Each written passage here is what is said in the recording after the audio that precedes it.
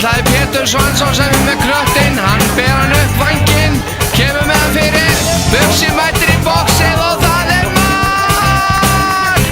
Þvílíkt og annað eins!